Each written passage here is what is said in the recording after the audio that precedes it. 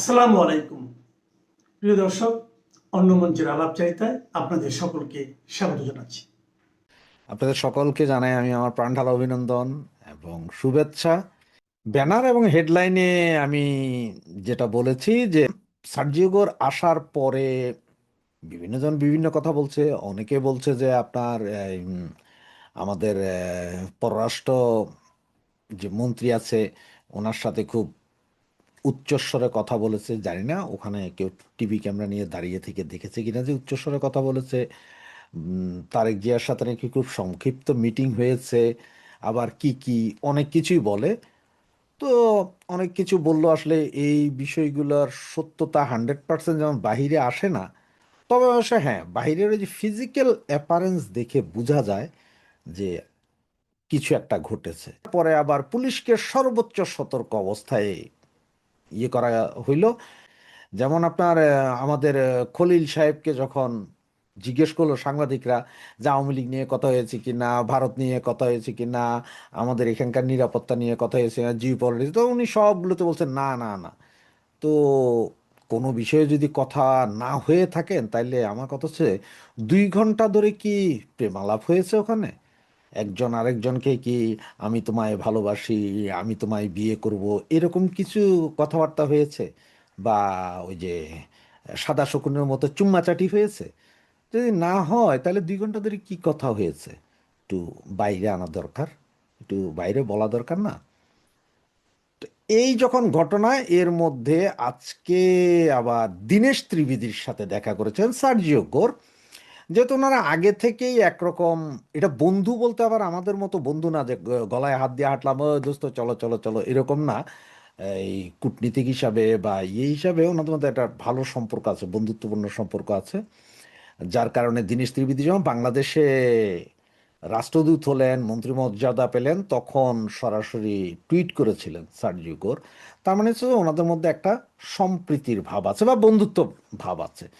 সুতরাং উনি ওখানেও দেখা করলেন দীনেশ ত্রিবেদীর সাথে।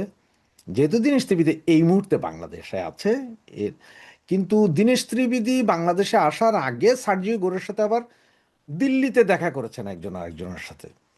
তখন ওখানে ছিলেন, ওখানে দেখা করেছেন। আর আজকে আবার সার্জিও গোর যখন বাংলাদেশে, তখন দীনেশ ত্রিবেদীর সাথে দেখা করেছেন। এটা ঠিক আছে। এরপর হঠাৎ করে আপনার শুনতে পারলাম যে সন্ধ্যার পর পরেই সম্ভবত দীনেশ ত্রিবেদী সন্ধ্যা বা বিকালে শনিবার দিন দীনেশ ত্রিবেদী সরাসরি দিল্লি উড়ে গেলেন। কেন গেলেন, কি হলেন সেটা যেমন জানি না। সন্ধ্যার পরে আবার পুলিশকে সর্বোচ্চ সতর্ক অবস্থায় করা হইল যে পুলিশ সর্বোচ্চ সতর্ক অবস্থায় থাকেন, আপনাদের গাড়িতে আক্রমণ হইতে পারে, আক্রমণ মধ্যে ইট পাটকেল মারা হইতে পারে, হয়তো গাড়িটায় দুই একটা ভেঙে চুরে জ্বলায় দেওয়া হইতে পারে, এইরকম।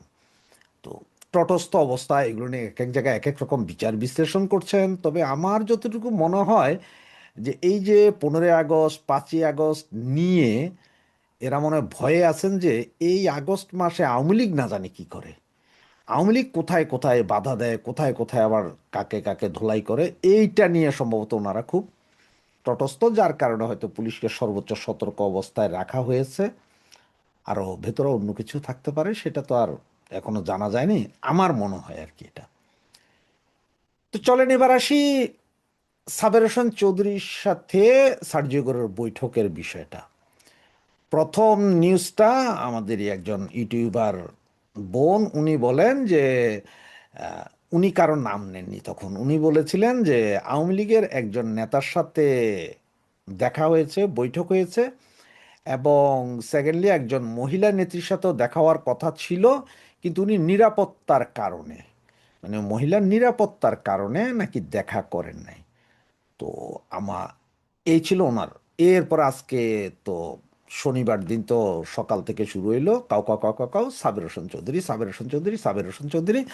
মহিলার নাম এখন কাউরে পায় না, কারণ মহিলা তো আছে দুইজন, একজন হচ্ছে যে আইভি, একজন হচ্ছে শিরিন শারমিন চৌধুরী। এই দুইজন ছাড়া হাই প্রোফাইল বাংলাদেশে এখন আর কেউ নেই। এত বড় হাই প্রোফাইল সারা বাংলাদেশ চিনে। সাবের হোসেন চৌধুরীকে সারা বাংলাদেশের সবাই চিনে, আমারে না চিন তারা আপনারা না চিন থাকে, সাবের হোসেন চৌধুরীকে সবাই জানে, সজ্জন ব্যক্তি হিসাবে, ভালো লোক হিসেবে সবাই জানে। শিরিন শারমিনকে স্পিকার হিসেবে জানে, আর সেলিনা হায়াত আইভি ওনাকে তো সকলে মেয়র নারায়ণগঞ্জের, সেই হিসাবেও সবাই জানে, সবাই চিনে। সুতরাং এখন সাবের হোসেন চৌধুরীর নাম আসছে, কিন্তু এই দুই নামের মধ্যে মনে হয় কারোটা একক কেউ নাই, যার কারণে ওনার নাম আসে নাই। তো সত্য না মিথ্যা, এখন আমার যেটা কথা, এটা আমার যুক্তি, আমি যেটা বুঝি, আমি জানি না আপনারা আমার এই যুক্তি ভালো লাগবে কিনা, আবার আপনাদের পছন্দ হবে কিনা তাও জানি না। অনেকের হয়তো পছন্দ হইতে পারে, অনেকের নাও হইতে পারে। তো আমার যুক্তি যেটা, দেখেন, সার্জিও গোর দিল্লিতে ওনার অফিস, বিশাল অফিস, উনি যেহেতু আপনার বাংলাদেশ, ভারত, পাকিস্তান, শ্রীলঙ্কা, এগুলো পুরোটাই, ওইখানে যত জায়গায় যত অ্যাম্বাসেডার, সকলের বস কিন্তু সার্জিও গোর। ওনার চোখে দেখেন হচ্ছে যে কে, আমেরিকান প্রশাসন, ডোনাল্ড ট্রাম্প প্রশাসন বলেন বা যাই বলেন, আমেরিকান প্রশাসন বলি আমি, কারণ ক্ষমতায় ডোনাল্ড ট্রাম্প থাকুক আর কালাচোরা থাকুক, ওদের নেতা চেঞ্জ হয়, নীতি নয়। তো সার্জিও গোর দক্ষিণ এশিয়ার একজন বিগ শট, ওনার কথা চলে, উনি যা বলেন ওনার সাথেই বাকিরা সবাই যোগাযোগ করেন। উনি তো উনি দিল্লিতে থাকেন, উনি তো শেখ হাসিনার সাথে আগে খবর হয়েছে আওয়ামী লীগ নেতাদের সাথে বৈঠক করছেন সার্জিও গোর, শেখ হাসিনার সাথে নাকি দেখা করছে, এরকম অনেক কথা উঠছে। হ্যাঁ, শেখ হাসিনার সাথে দেখা সার্জিও গোর করতে পারে, এবং উনি যদি করেন, উনি যদি সার্জিও গোর যদি শেখ হাসিনার সাথে দেখা করতে যান বা বৈঠকও হয়, প্রতিদিনও যদি বৈঠক হয়, সেটা যতক্ষণ পর্যন্ত ইন্ডিয়া স্বীকার না করবে, পৃথিবীর কারো ক্ষমতা নাই এটা বের করে দেওয়ার যে হ্যাঁ বৈঠক হয়েছেন। তার কারণ হচ্ছে যে ওনারা তো বৈঠক করেন, শেখ হাসিনা বিশেষ নিরাপত্তা ব্যবস্থায় আছেন, সার্জিও গোরের গাড়ি গেলে রাস্তা থেকে হয়তো একটা ছবি তোলা যাবে, হ্যাঁ ওই শেখ হাসিনার বাড়ির এখানে গেছে, হ্যাঁ ভেতরে ঢুকছে, উনি হাইটা গেছেন, শেখ হাসিনার সামনে এসে হাত মিলিয়ে বলেছেন যে আসেন, বসেন একটু চা খাই। যদি বাইরে থেকে দেখে ভিডিও কেউ করতে পারে, ছবি কেউ তুলতে পারে, তাইলে এটা হচ্ছে যে প্রমাণ করা সম্ভব যে বৈঠক হয়েছে। আর যদি না পারেন, তাহলে তো সম্ভব না। গণভবনের ভেতরে শেখ হাসিনা আহ, কতক্ষণ হাঁটতেন, কতক্ষণ বসতেন, কতক্ষণ খাইতেন, এগুলো কি কখনো ছবি বাইরে আসছে? বাইরে আসে না। বাইরে আসছে কোনটা, যখন উনি বাইরে এসে হেলিকপ্টারে উঠতেছেন, দূর থেকে একজন ক্যামেরা দিয়ে, তো দূর থেকে ক্যামেরা দিয়ে হয়তো সার্জিও গাড়ি পর্যন্ত হইতে পারে, আবার সেম গাড়ি নেয় কিনা সেটাও সন্দেহ। তুমি তো সরাসরি শেখ হাসিনার সাথে কথা বলতে পারেন, ওখানেই বৈঠক করতে পারেন, ওনার কাছ থেকে জানতে পারেন। এমন তো কিছু না যে উনি উইরা আইসা এই সাবের হোসেন চৌধুরীর সাথেই কথা বলতে হবে, বা অমুকের সাথে কথা বলতে হবে, বা আমার মতো তুচ্চা মুচ্চার সাথে কথা বলতে হবে আওয়ামী লীগ না, তেমন তো কিছু না। আমার যুক্তি যেটা, যেখানে ওনার শেখ হাসিনার সাথে, আমাদের নেত্রীর সাথে কথা বলার অ্যাক্সেস আছে, যেখানে শেখ হাসিনার সাথে সরাসরি কথা বলতে পারেন, ফোনে কথা বলতে পারেন, আপনার ইয়ে দিয়ে কথা বলতে, অনলাইনে কথা বলতে, জুম মিটিং করে কথা বলতে পারেন, সেখানে সাবের হোসেন চৌধুরীর সাথে উনি আইসা, আমেরিকা থেকে উড়ে আইসা উনি সাবের হোসেন চৌধুরীর সাথে কথা বলবেন, গোপন জায়গায় কথা বলেছেন। এবং সাবের হোসেন চৌধুরীর নিরাপত্তার যদি বিঘ্নিত না হয়, তাইলে মহিলা নেত্রী যিনি আছেন ওনার কেন হবে? কারণ এটা আমেরিকান কূটনীতিক না। উনি যদি সরকারের বলে যে অমুকের আনো, এমন ভাবে আনো যে এসএসএফটা গোটা সেনাবাহিনী দিয়ে প্রটোকল দিয়ে আনতে হবে, তাও তো আনতে পারে, কথা হইতে পারে। এখন এই যখন অবস্থা, এবং আপনি একটু চিন্তা করেন যে আপনি নিজে যখন নেত্রীর সাথে কথা বলতে পারবেন, তখন কি আপনি এই লোকাল নেতা, এই লোকাল টন্নি, লোকাল এমপিদের কোনো দরকার আছে? কারো পাঁচ আটার দরকার আছে? কারণ আপনার কাছে নাম্বার আছে, আপনি সরাসরি ফোন দিলেন, আপা এই, ঠিক না? আর নেত্রী সারা বাংলাদেশের তৃণমূলের সবার সাথে কথা বলতেছে, একটা ছেলে জেলে গেলে সেকেন্ডের ভিতরে ফোন চলে আসছে পরিবারের কাছে, ওই ছেলের কাছে। সেইখানে সার্জিও গোরের সাথে কি নেত্রী কি সরাসরি কথা বলতে পারেন না? তো মোবাইলের যুগ, ইন্টারনেটের যুগ, হইতে পারে, কিন্তু কেউ কি জানেন? বা ভারতের পররাষ্ট্রমন্ত্রী, স্বরাষ্ট্রমন্ত্রী, অমুক মন্ত্রী, এরাও যে দিনে 4বার বৈঠক করেন না, তারাও কি কোনো গ্যারেন্টি কেউ দিতে পারবেন যে করেন না? সুতরাং আমার প্রশ্নটা ওই জায়গায় যে হঠাৎ করে কেন, সার্জিও গোর কিন্তু বাংলাদেশে আসছে প্রথম, কিন্তু উনি তো দিল্লিতে, উনি তো continue Delhi America, Delhi America, অমুক অমুক এইভাবে ঘুরেন। উনি তো এমন না বলে জীবনে প্রথম বাংলাদেশ সফর আসছেন, আর জীবনে কখনো আসবেন না, এবং উনি জীবনে প্রথম আমেরিকা থেকে বেরিয়েছেন। হ্যাঁ, বাংলাদেশ সফর প্রথম হইতে পারে, তবে আমেরিকা থেকে জীবনে প্রথম একবারই বেরিয়েছেন, দ্বিতীয়বার আর বাইরে পারবেন না। আমেরিকাতে গেলে উনি আবার আবু গারিব ওই কারাগারের ভিতরে ওনাকে বন্দি করা হবে। সুতরাং এই জন্য উনি আর চান্স পান নাই সাবের হোসেন চৌধুরীর সাথে কথা বলছেন। কি মনে হয় আপনাদের? আমার কথার যুক্তি আছে? কথায় কি যুক্তি আছে? যে যিনি সরাসরি অ্যাক্সেস নেত্রীর সাথে আছে, ওনার কি দরকার সাবের হোসেন চৌধুরী? নাকি এখানে আবার সেই খেলাটা চলছে, যেটা গত 2 বছর আগে, মানে ইলেকশনের আগে একবার খেলা চলছিল সাবের হোসেন চৌধুরীর সাথে অমুকের কথা তমুকের কথা, অমুকে, হ্যাঁ, 3জন ইউরোপিয়ান রাষ্ট্রদূত দেখা করেছিলেন। এরপরে আরো অনেক কিছু, ধরেন ইউরোপিয়ান রাষ্ট্রদূত যারা বাংলাদেশে আছে তারা ভারতে যায় নেত্রীর সাথে দেখা করতে পারবে না, তারা ভারতে যায় তাদের এম্বাসিতে যাইতে পারবে, অন্য কোনো এম্বাসিতে যাইতে পারবে না, এটা হচ্ছে অন্য জিনিস। সুতরাং তারা হয়তো সাবের হোসেন চৌধুরীর সাথে দেখা করেছেন, কথা হয়েছে, সেটা হচ্ছে ভিন্ন কথা, সেখানে অনেক। আর সার্জিও গোর, আচ্ছা ভাই, একটা কথা বলেন তো, এই সার্জিও গোর কার কার সাথে বৈঠক হয়েছে, কি কি কথা, সব তো টুইট করে দিছে। তো সাবের হোসেন চৌধুরীর সাথে কথা হয়েছে, এটাও তো উনি টুইট করতে পারতেন, নাকি উনিও এনসিপির ভয় পাইছেন যে এনসিপির এরা এসে আবার ওনারা মারবে কিনা, এটা ভয় পাইছেন? তো ভয় পাওয়ার মানুষ এরা, কি ভয় পাওয়ার মানুষ? এত খুল্লাম খুল্লা করে যা করে, খুল্লাম খুল্লা। আর এ যদি কথা বলতে চায় তাহলে কি তারেক ভাই আটকাইতে পারবো যে এই কথা কেন না? এটা আমার দেশে বৈশা আরেক দেশের রাষ্ট্রদূতের সাথে যায় বৈঠক করে বলাইছে, এইখানেই তারেক ভাইয়া কিছু কইতে পারেন না। আর এখানে আরেকজনের সাথে কথা বলতে তো কোনো সমস্যা নেই। সুতরাং এখন আমার যেটা মনে হয়, এখানে মনে হয় আবার সে একই খেলা চলতেছে। যখনই দল একটু গুছাই আসতেছে, যখনই মনে হচ্ছে যেন নেত্রী বলে দিয়েছেন যে আমি ডিসেম্বরের ভিতরে আসব, যখনই দলটা একটু গুছাই উঠতেছে, কিছুটা ঐক্যের কাছাকাছি আসতেছে, তখনই সম্ভবত আবারও সেই কুচুকরি মহল তারা আইসা এখানে ভিতরে আবার একটা পেশকি করতেছে, সাবের হোসেনের সাথে মনে হয় কথা হয়েছে, অমুকের সাথে, মানে আপনার আমার ভিতরে সন্দেহ ঢুকাই দিচ্ছে। এটা কি দল ভাঙার চেষ্টা, নাকি এটা দল গড়ার চেষ্টা, কি কারণ না কারণ, মানে আমরা এদিকে ব্যস্ত থাকি, ওই কুচুকরি মহল তাদের কাজ। কারণ হচ্ছে এই কথাগুলো এগুলো ছড়াই আমাদের দল থেকে, আমাদের দলের যে ক্রিমিনালগুলো এখনো বাইচে আছে, যেসব ক্রিমিনালের কারণে আজকে এই দলের এই অবস্থা, যেসব ক্রিমিনালের কারণে আজকে আমার নেত্রীর এই অবস্থা, এই ক্রিমিনালগুলাই। এখন আমার মতামত এটা, আপনার মতামত কি কমেন্টসে জানান। আপনার মতামত কি আপনি নিজের ফেসবুকে লিখুন এবং আপনি জানান। আমিও জানতে চাই যে আপনাদের মতামত কি আমার সাথে মিলে কিনা। আর এই ভিডিওটা আপনারা শুধু আপনাদের কাছে নয়, বন্ধু বান্ধব পাড়া প্রতিবেশী আত্মীয় স্বজনের কাছেও পৌঁছান, তারাও যাতে তাদের মতামত দেয়। সকলের মতামত জানলে আমার জন্য সুবিধা হবে, যে আমার যুক্তি বা আমার চিন্তার সাথে আসলে বাংলাদেশের আমাদের ভাই বোনদের চিন্তা কতটুকু মিলে বা কতটুকু আমরা আসলে বুঝতে পারি। তো সে পর্যন্ত অপেক্ষায় রইলাম।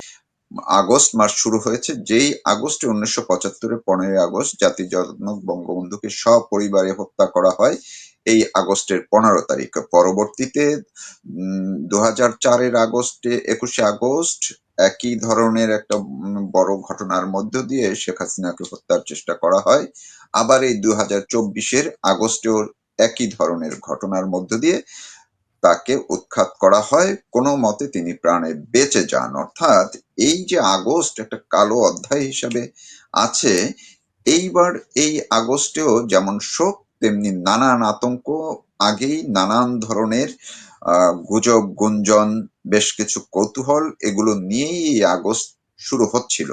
ঠিক এই সময় আগস্টের প্রথম দিনেই দেখা গেল ঢাকায় কয়েকটি স্থানে বোমা আতঙ্ক, এবং এর মধ্যে 2-3টি জায়গায় বোমা পাওয়া গেছে। কেন এই পরিস্থিতি হলো, কারা কি উদ্দেশ্যে এই বোমা আতঙ্কের সৃষ্টি করলেন, এবং একই দিন যখন বোমা পাওয়া যাচ্ছে শহরের ঢাকার বিভিন্ন জায়গায়, তখন মার্কিন প্রেসিডেন্ট ডোনাল্ড ট্রাম্পের বিশেষ দূত সার্জিও গোর ঢাকায় উপস্থিত ছিলেন। এর মধ্যে কি অন্য কোনো অঙ্ক আছে কিনা, কোনো ইঙ্গিত আছে কিনা, কোনো উদ্দেশ্য আছে কিনা বোঝার চেষ্টা করব। সঙ্গে আছেন বিশ্লেষক, বীর মুক্তিযোদ্ধা অধ্যাপক ওমর সেলিম শের, আমি আপনাকে শ্রদ্ধা কৃতজ্ঞতা জানাচ্ছি। আপনি আপনার মতো শুরু করুন, আপনি নিশ্চয়ই পর্যবেক্ষণ করেছেন। হুম। আমি আর রিপিট করব না, আপনি শুরু করুন, কোথা থেকে শুরু করবেন? ধন্যবাদ তৌফিক। আম, আহ, 1 আগস্ট, এই আগস্ট মাসটা হচ্ছে বাঙালির জন্য একটি শোকবহ মাস, এবং কারণ এই মাসেই যত রকম ঘটনা ঘটেছে বাংলাদেশের বাঙালিদের জন্য এবং পুরা বাঙালি জাতির জন্য।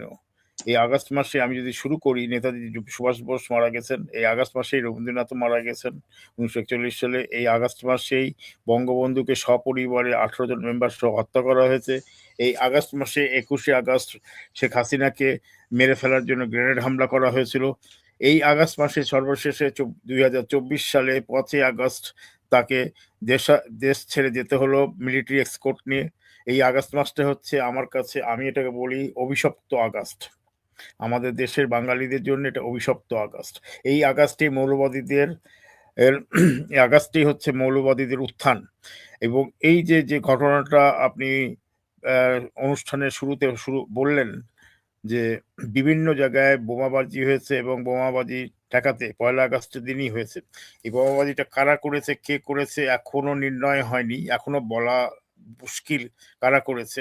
তবে আমার একটা ধারণা হচ্ছে এই এইটা জামাত ইসলামী বা ইসলামী যে জঙ্গি দলগুলো আছে তারাই এটা ভয় ভীতি সৃষ্টি করার জন্য জনগণের মধ্যে এটা বলতে চাচ্ছে। যখন জনগণ বলতেছে আমরা আগেই ভালো ছিলাম, এবং শেখ হাসিনা তখন দৃঢ়তার সাথে ঘোষণা দিয়েছেন উনি ডিসেম্বরেই আসবেন, সেই জন্যই আমি মনে করি যে তাকে সবাইকে ভয় দেখানোর জন্যই এই বোমাবাজিটা, এই জঙ্গি যে গ্রুপটা আছে, যে জঙ্গিটা ইসলামিক, বেশি ইসলামিক জঙ্গি যে গ্রুপটা আছে তারাই এটা হয়তো করতেছে। এবং সরকারের কিছু মদতও থাকতে পারে, কারণ ছাত্র দলের ছেলেপেলেরাও করতে পারে, কিন্তু এর মধ্যে ছাত্রলীগ বা আওয়ামী লীগের লোকজন আছে বলে আমি মনে করি না। 1 নম্বর। 2 নম্বর হচ্ছে এইটা এমন একটা সময় করা হচ্ছে যে দেখানো যে আমরা, আমাদের সাহস আছে। এবং এই যে টোকাই পাটোয়ারি, টোকাই হাসনাত আব্দুল্লাহ, টোকাই সার্জিস, নাহিদ, এরা যে বলতেছে বুক ভরো করে যে ঠিক আছে দেখি তোমরা কি করো, আমাদেরকে মেরে তোমরা থাকতে পারবা কিনা, মানে এদের সাহসটা এত বেশি বেড়ে গেছে, এরা মার খাচ্ছে। এই মার খাওয়াটাও তো একটা নাটক মনে হচ্ছে আমার কাছে। কারণ নাটকটা এই জন্য বলতেছে, আমি আসতেছি আমার বক্তব্যতে। নাটকটা হচ্ছে সার্জিও গোর এই এই অঞ্চলের যে বিশিষ্ট আমেরিকান যে দূত, এবং শুধু সে ভারতের যে দূত তা না, সে সমস্ত এই রিজনের দূত, এই আঞ্চলিক এলাকাতে, এই ইন্দো প্যাসিফিক এলাকাতে যে দূত, দক্ষিণ পূর্ব এশিয়ায়। সে দক্ষিণ পূর্ব এশিয়াতে সে এখানকার দূত হিসাবে আছে। তো সেই হিসাবে শ্রীলঙ্কা, মালদ্বীপ অনেক কিছু সে ট্যুর করেছে, করে এখন বাংলাদেশে এসছে।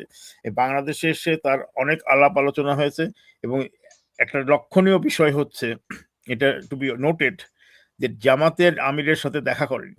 জামাতের আমির কান্না ভরা কণ্ঠে বলতেছে যে রাষ্ট্রীয় সফরে আসলে অপোজিশন লিডারের সাথে দেখা করতে হয়, কিন্তু তার সাথে কোনো দেখা হয়নি। বরঞ্চ সে আওয়ামী লীগ নেতা এবং জাতীয় পার্টির নেতাদের সাথে, যেটা আমেরিকান এম্বাসি থেকে যে প্রেস রিলিজ দেওয়া হচ্ছে তার মধ্যেই আছে, যে তাদের সাথে সে দেখা করেছে এবং সময় ব্যয় করেছে। সবচেয়ে বড় কথা হচ্ছে ভারতের যে রাষ্ট্রদূত জনাব ত্রিবেদী, তার সাথে 1 ঘন্টার থেকে 1.25 ঘন্টা, মানে এমনকি কেউ কেউ বলছে 1.5 ঘন্টা পর্যন্ত বৈঠক করেছে, যেখানে খলিলকে উনি স্নাপ্ট করেছে। মানে ইন আদার ওয়ার্ডস, খলিলকে সে একটা থাপ্পড় দেখিয়ে দিয়েছে। যেখানে নৈশ ভোজ, আমার জানা মতে গত 56 বছর ধরে আমি যেভাবে ডিপ্লোম্যাটিক নর্মস গুলো দেখে এসেছি, এবং আমার বন্ধু বান্ধবরা অনেকেই মানে ডিপ্লোম্যাট ছিল, এবং তারা সাথে উঠা বসা করে যেটা দেখেছি, যে যখন রাষ্ট্রীয় সফরে কেউ আসে, তার যদি রাষ্ট্র যদি তাকে সম্মান দেখিয়ে কোনো নৈশভোজ বা লাঞ্চ তৈরি ব্যবস্থা করে, সেটা গেস্ট যদি ক্যান্সেল করে সেটা আগে থেকেই বলা হয়। আর গেস্ট যদি সেদিন ক্যান্সেল করে, তার মানে এটার ব্যাপারে মতনৈক্য হয়েছে।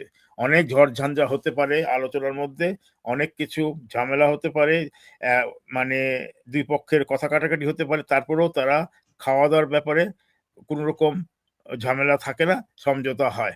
তখন এখানে যেটা হয়েছে, এটি স্পষ্ট বার্তা হলো যে পররাষ্ট্রমন্ত্রীকে এবং পররাষ্ট্র মন্ত্রণালয়কে উনি একটা চপেটাঘাত দিলেন।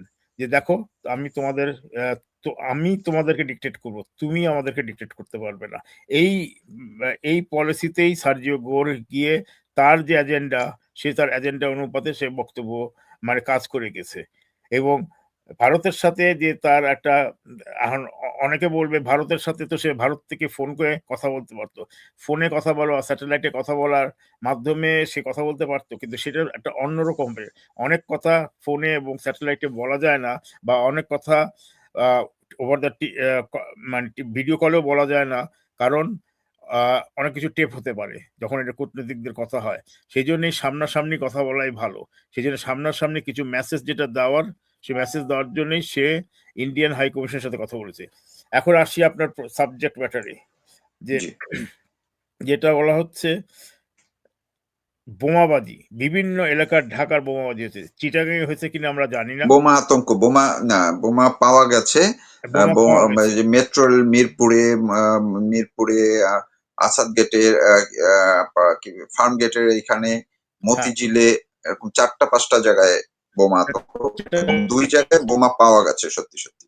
কিন্তু ভারত মানে যে চট্টগ্রামে পাওয়া গেছে কিনা আমরা জানি না, বা খুলনাতে পাওয়া গেছে কিনা জানি না, হয়তো থাকতে পারে।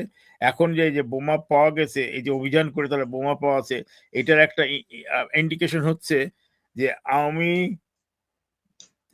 যেসব আওয়ামী লীগের কর্মচারী মানে গ্রাসরুট লেভেলে যারা আছে, যা তৃণমূলের, তারা যদি এখন অ্যাকশনে যেতে চায় বা বোমাবাজ করে না, খুব আন্দোলন মানে সব মানে এই ধরনের আন্দোলন কি বলবো, মানে লগি বৈঠাও না, মানে শান্তিপূর্ণ আন্দোলন যদি করতে চায়, যাতে যাতে না বাড়াতে পারে, যাতে যদি না আসতে পারে, সেটাকে ঠেকানোর জন্য এই বোমাবাজিটা তারা নিজেরাই স্টেজ করছে কিনা, বা এই বোমাগুলাকে আবিষ্কার করছে কিনা সেটা দেখার বিষয়। এই বোমাগুলো হঠাৎ করে কেন দেখা যাবে আগস্টের প্রথম দিনেই দেখা যাবে কেন? তো নিশ্চয়ই ওই যে এনসিপি যে টোকাইরা আছে, তারা নিশ্চয়ই এর মধ্যে ইনভলভ আছে, সাথে বিএনপিরা জামাতরা ইনভলভ আছে। আমার মতে তো জামাত এনসিপিরা বেশি ইনভলভ আছে এটার মধ্যে, কারণ তারা চেষ্টা করতেছে দেখাতে যে দেখো তোমরা যদি বেশি বাড়াবাড়ি করো, আমরা দেশটাকে একেবারে অস্থিতিশীল করে ফেলবো, এত আনস্টেবল করব যে তোমরা কন্ট্রোলই করতে পারবো না। কিন্তু যেহেতু ল তো অ্যান্ড অর্ডার এইটা আপনি যেমন বললেন, এইটা একটা যুক্তি, অবশ্যই খুবই ভালো যুক্তি, কিন্তু এমন কিছু কি হতে পারে যে এখানে একেবারেই বাংলাদেশে যেহেতু মানে মৌলবাদীদের বড় একটা অবস্থান আছে, শক্ত অবস্থান আছে, এই মৌলবাদীদের এবং জঙ্গিবাদী যারা, সেই জঙ্গিদের একটা অংশের অবস্থান মার্কিন যুক্তরাষ্ট্রের বিরুদ্ধে, তারা বিভিন্ন সময় স্টেটমেন্ট দেয়, তারা হুমকি দেয়। তো এই মার্কিন দূতকে ভয় দেখানোর জন্যই কি তার উপস্থিতিতে এটা করা হলো কিনা, এইটাও কি অন্যতম এটা কোনো কারণ হতে পারে কিনা? এটা একটা কারণ হতে পারে, কারণ মার্কিনরা দেখাতে চাচ্ছে দেখো তোমরা যতই আমাদেরকে কন্ট্রোল করতে চেষ্টা করো, আমাদের জঙ্গিবাদীরা এখনো আছে, হিজবুত তাহেরি সহ হেফাজত, এবার যারা আছে যেসব জঙ্গি অর্গানাইজেশন গুলো আছে, তারা হয়তো আমেরিকাকে একটা বার্তা দেওয়ার জন্য এই বোম গুলাকে চারিদিকে ছিটিয়ে ছড়িয়ে রেখেছে, যেটা আবিষ্কার করছে। না, ইন্টারেস্টিং বিষয় হচ্ছে বোমগুলো আবিষ্কার করলো কি, র্যাব, ডিজিএফআই অথবা পুলিশ, তাই না? আইন তো শৃঙ্খলা রক্ষাকারী বাহিনী, হ্যাঁ। আইন শৃঙ্খলা রক্ষা বাহিনীরা, তো আইন শৃঙ্খলা রক্ষা বাহিনীরা যখন এটা খবর পেলো, নিশ্চয়ই তাদের কাছে আগের থেকে খবর ছিল। তো এই আমেরিকাকে দেখানো হচ্ছে যে দেখো তোমরা যত চেষ্টা করো আমাদেরকে কন্ট্রোল করতে, কিন্তু তোমরা কন্ট্রোল করতে পারবে না। কিন্তু এবার উল্টা দিকে একটা লজিক হচ্ছে, যে আমেরিকানরাই হয়তো এদেরকে দিয়ে এইটা করিয়ে মানে দেশটাকে অস্থিতিশীল করার ব্যবস্থা করতেছে, যে দেখো আমরা যেভাবে যে প্রেসক্রিপশন দিচ্ছি, সেই প্রেসক্রিপশন যদি তোমরা ফলো না করো, তাহলে তোমাদের দেশে এই জঙ্গিবাদী উত্থান হবে। এটাও একটা সম্ভাবনা আছে, কিন্তু এটা উড়িয়ে দেওয়া যায় না। অনেক জায়গায় দেখা গেছে আমেরিকানরা এদেরকে আহ লালন পালন করে, তাদেরকে টাকা পয়সা দিয়ে, তাদেরকে দিয়ে ইউজ করে তারপর তাদেরকে ছুড়ে ফেলেছে। এটা বিভিন্ন দেশে দেখা গেছে, লিবিয়াতে দেখা গেছে, ইরাকে দেখা গেছে, আফগানিস্তানে দেখা গেছে, অনেক জায়গাতেই দেখা গেছে। তো এবার সিরিয়াতে দেখা গেছে। তো জি এরা এইভাবে এটা এই এই এই এই যে লজিকটা আমি দিতেছি, এই লজিকটার সাথেও কিছুটা আপনি যদি চিন্তা করেন ডিটেলে, এটাও হতে পারে। কিন্তু আপনি যেটা বললেন সেটাও কারেক্ট, কারণ আমেরিকানকে ভয় দেখাতে চেষ্টা করতেছে, আমেরিকান দূতকে, যে আমেরিকান ইনভয় যে আসতো সার্জিও গোর, যে দেখো তুমি যতই লম্পঝম্প করো, আমরা কিন্তু আমাদের লক্ষ্যে থাকবোই। আমরা যে যে পাকিস্তানিকরণ করার যে অবস্থা করতেছি ওটাই আমরা করব। কারণ এটা লক্ষ্য আরেকটা জিনিস হচ্ছে, আরেকটা কারণ আমি যেটা আপনার অন্য শোতে আমি বলি নাই, আপনার শোতে আমি বলতেছি যে সার্জিও গোর কিন্তু তারেক জিয়া সহ সবাইকে বলেছে জি যে আমেরিকার সাথে যে যুদ্ধ যে দেশের হচ্ছে ইরানের সাথে, সুতরাং ইরানের বিরুদ্ধে সৌদিকে সৌদি গ্রুপের সাথে তাদেরকে জয়েন করতে হবে এবং পাকিস্তান সহ তারা সৌদি গ্রুপে যদি জয়েন করে, অ্যান্টি ইরান অ্যাক্টিভিটিস শুরু করে, তার মানে এটা মুসলিম কান্ট্রি হয়ে সে ইরানের এগেনস্টে ফাইট করবে। কেন? কারণ সে আমেরিকান ব্লকে আছে, আমেরিকান অ্যাগ্রিমেন্ট করেছে, তাই না? তো জি এইটা যদি করতে থাকে তাহলে তো এইভাবে কিছুতেই এটা আহ, চলতে দেওয়া যায় না। কারণ এটাই মেন উদ্দেশ্য হতে পারে যে গোরকে মেসেজ দেওয়া যে দেখো তোমরা যদি আমাদের কথা না, আর গোর যে মেসেজটা দিয়েছে ইসরায়েলকে রিকগনাইজ করতে হবে বাংলাদেশকে, হুম। ইসরায়েলকে রিকগনাইজ করে তোমরা এগোতে থাকো, এই একটা বার্তা দিয়েছে। এই বার্তার এগেনস্টে এই বোমা যে বিভিন্ন জায়গাতে বোমা স্টাবলিশ করে রেখেছিল সেটার খবর ইন্টেলিজেন্স পেয়ে সেটা উদ্ধার করেছে।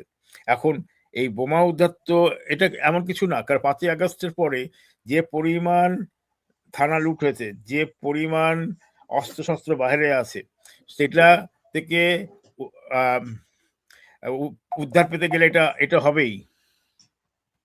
আমরা আরেকটা জিনিস আপনার নিশ্চয় মনে আছে, আমারও মনে আছে যে এই যে 2004-5 যে বোমাবাজি বাংলা ভাই, জেএমবি এদের যখন একদম রমরমা অবস্থা, এরা যখন সারা দেশকে অস্বস্তিকর একটা পরিস্থিতির দিকে নিয়ে গিয়েছিল, আতঙ্ক, মানে বোমাবাজি, এখানে সেখানে বোমাবাজ, তখন কিন্তু এরকম কিছু ফলস বোমার সাদৃশ্য বস্তু এখানে সেখানে বিভিন্ন শিক্ষা প্রতিষ্ঠানে প্রথম দিকে পাওয়া গেছে। তারপরে তারা আসল রোলটা প্লে করছে, সত্যি সত্যি বোমাবাজি করছে সারা 64 জেলায়।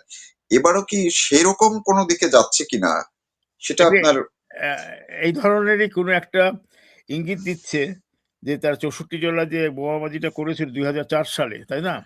জি তো ওইটারই পুনরাবৃত্তি করতে চাচ্ছে হয়তো এখানে। বিএনপি যখনই পাওয়ারে থাকে তখন এই ধরনের বোমাবাজি জঙ্গিবাদীর উত্থানটা খুব বেশি হয়।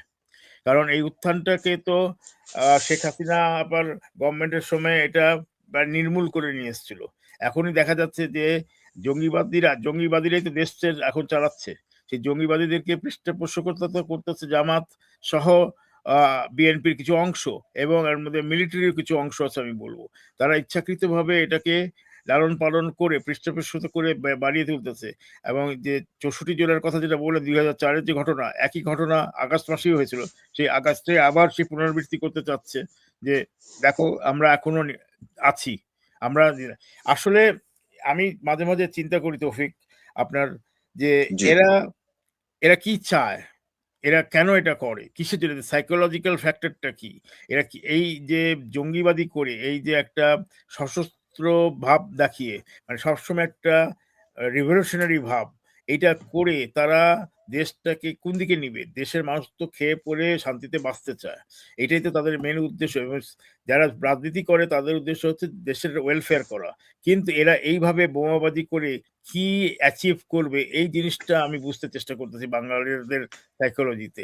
কারণ এরা এই যদি মদত, সরকারের মদত না থাকে ভিতর থেকে, আর্মির মদত যদি না থাকে, তাহলে এরা সাহস পায় কেমন করে? এদেরকে তো আমেরিকাতে যখন কেউ এই ধরনের জঙ্গি করে তাদের শুট অ্যাট সাইট করে দেয়, সাথে সাথে মেরে ফেলে, কোনো মার্সি নাই। কিন্তু কোনো না, ধরনের জঙ্গি কিন্তু করে। আমরা, আপনি যেটা বললেন যে এই সরকার, শুধু এই সরকারই না, ডক্টর ইউনূসের সরকারের সময়ও হ্যাঁ, আমরা দেখলাম এই যে প্রথম আলোর সামনে যেভাবে আর্মির সাথে, একদম সেনাবাহিনীর সাথে জঙ্গিরা, স্বঘোষিত যারা ইসলামের নাম নিয়ে জঙ্গিবাদে, তারা সরাসরি আর্মির সাথে মুখোমুখি তর্ক করলো, মুখোমুখি হাতাহাতি পর্যায়ে চলে গেল।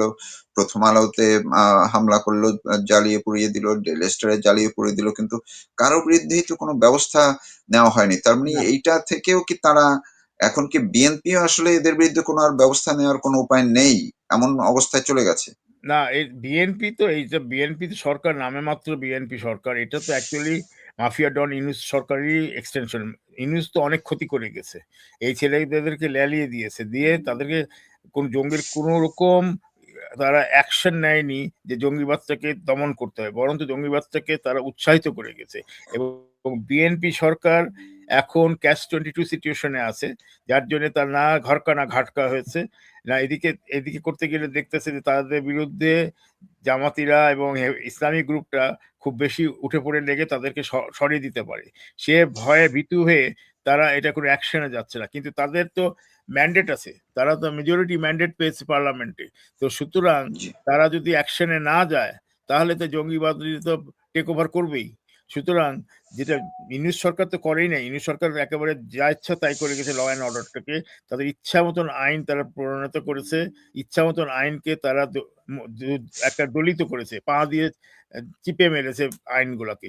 সেই আইনটাকে যদি রেস্টোর করতে না পারে এই যে সরকার, সংখ্যালঘু এবং আওয়ামী লীগের ভোটে যে জিতে তারা যে পাওয়ারে এসছে, তাদেরকে এখন স্ট্রং মেজার নিতে হবে ল অ্যান্ড অর্ডারটাকে কন্ট্রোলে আনতে। যদি না আনতে পারে তাহলে তো ইনএভিটেবল যে যেটা হওয়ার সেটা হবেই।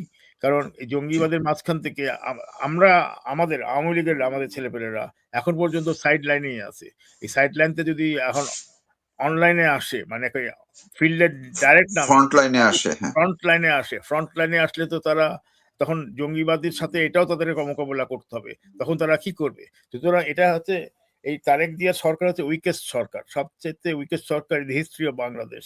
এর থেকে উইক সরকার আর কোনোদিনও আসে নাই। তো এরা কিছুই করতে পারবে বলে মনে হচ্ছে না, কারণ পুলিশের মধ্যেও একেবারে নীরবতা আছে কিছুটা কিছুটা কিছুটা কিছু পুলিশ অ্যাকশনে যায়, বা বাকিবাদ পুলিশ দাঁড়িয়ে থাকে। কারণ তাদেরকে যেভাবে আক্রমণ করা হয়েছিল আগস্টের আগে, 5ই আগস্টের আগে, সুতরাং তারা ওখান থেকে লেসন পেয়ে গেছে।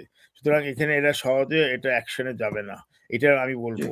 এবং এই জি যে বোমার যে আজকে আবিষ্কার করলো তারা, এতগুলা বোমা চারিদিকে, এই বোমাটার উদ্দেশ্যই হচ্ছে একটা ভয় ভীতি দেখানো, নট অনলি টু দ্য সরকার, নট অনলি টু দ্য মানে opposition, but also to the Awami League people, যে তোমরা যদি বাড়াবাড়ি করো আমরা দেশটাকে একেবারে বোমাবাজি করে শেষ করে দেবো। এটাই মেন উদ্দেশ্য। বোমা কে রেখেছে এখন পর্যন্ত ধরা পড়ে নাই, ধরা পড়লে দেখা যাবে হয়তো গভর্নমেন্ট সরকারেরই ছেলেপেলে হয়তো আছে, অথবা এনসিপি এই টোকাইগুলো আছে। এর মধ্যে আমার বদ্ধমূল ধারণা। জি অনেক ধন্যবাদ আপনাকে। আপনি অল্প সময়ের মধ্যে যে ব্যাখ্যা দিলেন, বিশ্লেষণ করলেন এবং খুবই যৌক্তিক। দর্শক আপনারাও শুনে দেখতে পারেন। অধ্যাপক অমর সেলিম শের তিনি যে ব্যাখ্যাটি দিলেন যে আগস্টের প্রথম দিনই কেন বোমা আতঙ্ক রাজধানীর বিভিন্ন এলাকায়, এবং তখন মার্কিন রাষ্ট্রদূত, মার্কিন বিশেষ দূত ঢাকায় অবস্থান করছিলেন, তার উপস্থিতিতে এই যে বোমা আতঙ্ক, এটা কি সরকারের সাজানো নাকি মৌলবাদী জঙ্গি গোষ্ঠী তারা এটি মার্কিন যুক্তরাষ্ট্রকে তাদের নজরে আনার জন্য তারা এমন কোনো কাণ্ড করেছে কিনা, নাকি অন্য কোনো গোষ্ঠী এগুলো করে পুরো জাতিকে বা মানুষকে ভয়ভীতির মধ্যে রাখতে চায়, সেই কিছুটা আভাস তিনি দিলেন। সার্জিও গোরের সফর হয়ে গেল বাংলাদেশে। এই সফরটাকে নিয়ে আপনি কি, আপনার দেখায় কি ইতিবাচক দৃশ্য আপনি দেখলেন? যে আমরা যে গতদিনের আলাপ করলাম একমত, আপনি একটু ইতিবাচক আপনার দেখাতে, অন্য অনেকে যেটি দেখেনি, আপনি কি দেখলেন? ধন্যবাদ। আমি যেটা বলেছিলাম তার ধারাবাহিকতা আমি ঢাকার রাজপথে দেখেছি। রাজপথ এই কারণেই বলছি, সবটা রাজপথ নয়, কিছুটা পাঁচতারা হোটেল, যেখানে এই প্রথম যেটা নিয়ে বাংলাদেশে বেশ আলোচনা চলছে, যে সার্জেই গোর এসে কেন ঢাকাতে তিনি ভারতের হাই কমিশনার দীনেশ ত্রিবেদীর সঙ্গে সাক্ষাৎ করলেন। সকালবেলার ব্রেকফাস্ট মিটিং, সেখানে ঢাকায় নিযুক্ত মার্কিন যুক্তরাষ্ট্রের তিনি রাষ্ট্রদূত ব্রেন ক্রিস্টেনসন, তিনিও ছিলেন উপস্থিত। বেশ দীর্ঘ সময় আলোচনা হয়েছে তাদের মধ্যে। মূলত আমি যেটা বলতে চাইছি সেটা হচ্ছে, সার্জেই গোর হচ্ছেন এমন একজন ব্যক্তি, তিনি অনেক সিনিয়র, ব্রেন ক্রিস্টেনসনের থেকেও সিনিয়র, বরং তার বস বলা যেতে পারে, এবং যার সঙ্গে ট্রাম্পের সরাসরি কথা হয় বা যোগাযোগ হয়। তিনি ট্রাম্প দ্বারা সরাসরি নিযুক্ত, ক্যারিয়ার ডিপ্লোম্যাট নন।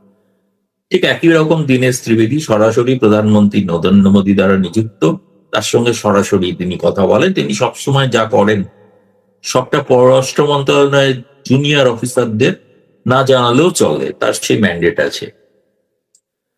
এবং সেই কারণে এইরকম ঢাকার যখন সার্জেই গোর সফর করছেন, তিনি মূলত আমি যেটা বুঝেছি তিনি বাংলাদেশের গ্রাউন্ড রিয়েলিটিটা, বাণিজ্য ইত্যাদি নানা বিষয় স্বাভাবিক, যে কথা হয় সে কথা তো হবেই, সেটা তো অস্বাভাবিক করার কিছু নয়। কিন্তু ডেমোক্র্যাটস আমেরিকা আর রিপাবলিকান আমেরিকার মধ্যে পার্থক্য আছে, যেটা আমি বলছি সবসময়। রিপাবলিকান যে আমেরিকা, তারা তাদের একজন সিনিয়র লেভেলের মানে কূটনীতিবিদ, যিনি কেবলমাত্র ভারত নন, দক্ষিণ এশিয়া এবং মধ্য এশিয়ার ভারপ্রাপ্ত, এবং তিনি বুঝতে চেয়েছেন যে বাংলাদেশের প্রকৃত এক ধরনের রিপোর্টিং তারা শুনেছেন। বাংলাদেশের মানুষ যারা ক্ষমতায় আছেন ক্রমাগত বলে থাকেন যে আওয়ামী লীগ ইররেলিভেন্ট, কোনো প্রশ্নই নেই, সে নিয়ে কোনো কথাও হয় না, আলোচনাও হয় না, অথচ তারা আওয়ামী লীগকে কথাও হয় না, পথটাও হয় না, ইররেলিভেন্ট একটা দলকে তারা বাংলাদেশে রাজনীতি করতে দিতে ভয় পান। কি ধরনের রেলিভেন্স থাকলে সেটা করা যায় সেটা তো বোঝা যাচ্ছে। এক, দুই হচ্ছে, এবং যেটা একটা বড় স্পেকটেকল, যেটা বলা হয় স্পেকটেকল কূটনীতিতে একটা বড় বিষয় হচ্ছে বডি ল্যাঙ্গুয়েজ এবং আনুষঙ্গিক বিষয়। সবসময় কথাটাই সব শেষ কথা বলে না, কথা বলে অনেক ছবি, কথা বলে অনেক আচার আচরণ। আপনি কখন করমর্দন করলেন কি করলেন না, উষ্ণতা দেখালেন কি দেখালেন না, শীতলতা দেখিয়েছেন কিনা। পররাষ্ট্রমন্ত্রীর বৈঠকটা যেদিন হয় সেদিন সন্ধ্যেবেলায় নৈশভোজ ছিলই, তার সঙ্গে সাংস্কৃতিক অনুষ্ঠান ছিল। সেগুলো কোনোটাই না দেখে সার্জিও গোট বেরিয়ে গেলেন দ্রুত হোটেলে, ফিরে গেলেন। এমনকি জরুরি কাজ পড়লো যে তিনি নৈশভোজ, স্বাভাবিকভাবে কোনো বিদেশি অতিথি এলে নৈশভোজ দেওয়ার একটা প্রথা রীতি, এবং সেখানে তাকে তার মনোরঞ্জনের জন্য বাংলাদেশের সংস্কৃতির একটা ঝলক তাকে দেখানো, যেটা করা হয়ে থাকে, সবই ব্যবস্থা ছিল, কোনোটাই হয়। এবং না হওয়ার পর তিনি ফিরে গেলেন। ফিরে যাওয়ার পর আমি সন্ধ্যেবেলায় ফিরে গিয়ে কি করেছেন হোটেলে সেটা পরে আসছি। পরের দিন সকালবেলায় তিনি দীনেশ ত্রিবেদী মনে করেন যে সার্জিও গোট তার ব্যক্তিগত বন্ধু, এবং এই তার সাক্ষাৎকারটা কিন্তু তার অফিসিয়াল প্রোগ্রামে ছিল না।